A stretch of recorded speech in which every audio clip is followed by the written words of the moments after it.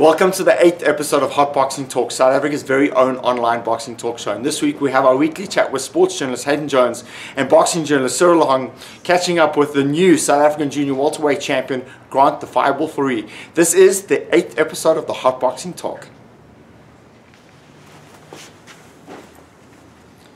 Well, as you can see, it's Hayden Jones, but where's Cyril Lahong? Well, that's coming up next, right here on Hot Boxing Talk, our weekly chat with Hayden Jones and Cyril Lahong.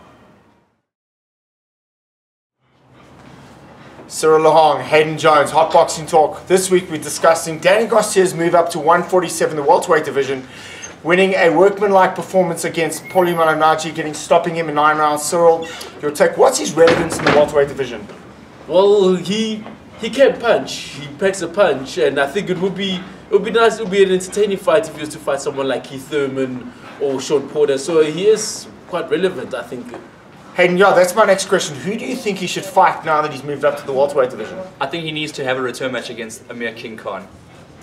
That's an interesting fight. And Danny Jacobs got a kind of a controversial win. Not so much. I mean, Sergio Moro pulled his ankle, or hurt his ankle, losing in a second round TKO against Danny Jacobs. Where does he fit in the middleweight division? Because he is the WBA middleweight regular champion.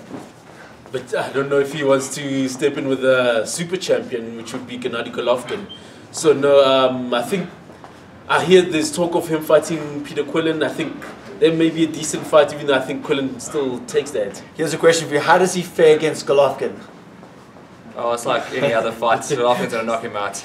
Last week we had some good local boxing. Grant Fourie put on a good boxing performance, beating Warren Jabeur. Good performance from Grant? Yeah, actually, I haven't seen him perform like that in a long, long time. So yeah, it was a very good performance. What do you think should be next for Grant?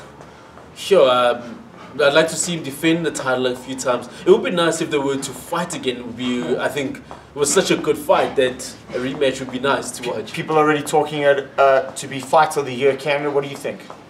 I mean, it's definitely up there. It was a very competitive match up until the knockdown, and it was in the balance, I thought. So yeah, it was definitely highly competitive. Kevin Lerena got a good winning the national championship against Dion Couture. What's next for Dion Couture? Sure, he's tough, but I don't know. Like, I suppose he could still fight. He could still fight a few times. No, but yeah. Kevin Lerena is desperate for a rematch against Johnny Miller. Should Johnny Miller win or lose against Ursak, who do you think he should fight next? Well, you know, I don't know. It seems like a match between Johnny Miller and Kevin's going to come together. Comebacks are part of life. And it's not over till the fat lady sings. Well, we caught up with South African junior welterweight champion, fresh off his winning the title against Warren Jabeur, Grant The Fireball Fourie, right here on Hot Boxing Talk.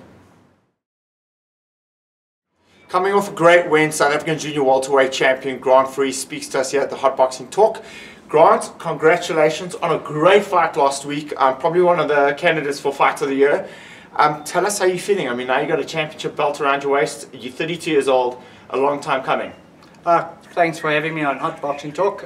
It's been great. It feels great to be champion. It has been a long time coming, Cole. You were with me through a lot of my struggles getting there. So yes, it does feel great, and I'm happy to be there. You know, so for us and for me, it's a bittersweet victory because you beat one of my guys who's a friend of mine. And I mean, obviously we don't like losing, but you're such a nice guy, and there was such respect before and after. You promised a war, so did Warren. You guys got an absolute tremendous fight together. And you're also just such a good guy. I mean, you've had several trainers, but you've never ended things with your trainers on a bad foot. So tell us about your journey, because it's been Harold, myself, Manny, and now you've gone back like a full circle to Harold as well. I think that was part of the plan, was just to go back eventually to where I started. You know, I set out a goal years back when I turned pro. And I think I never accomplished that goal through the journeys with other people setting into certain goals. And I think I just needed to go back home, back to where I started, back to the roots. So Grant Fourie is now a champion. If you had one local fight that you could have, who would it be against and why? Cole, locally, I'm not too sure at the moment, to be honest with you. I haven't had a chance to sit and think about it. I would like to have a few international fights now. That's, you know, I'm not a spring chicken anymore. I've got about another 3 or 2 years to fight, and then I want to call it a day. I was ready to call it a day at the beginning of this year. Yeah. You know, I was happy to go and carry on playing golf.